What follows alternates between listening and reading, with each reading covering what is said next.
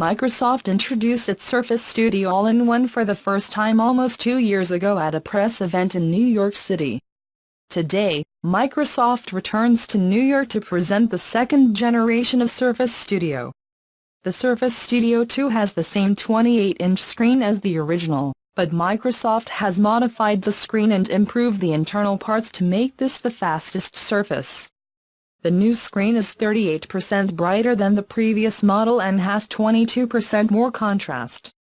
All this is powered by 13.5 million pixels on the Surface Studio 2 screen and supports 4096 levels of pressure sensitivity on the Surface Pen.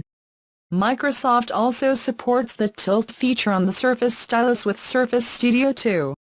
Inside, there is 50% more graphic power, thanks to a new NVIDIA chip based on the Pascal architecture. This should make it much more capable of rendering videos and even games. Microsoft is also reviewing the specifications elsewhere. There is a 2 TB SSD inside, instead of the slower hybrid drive in the original Surface Studio.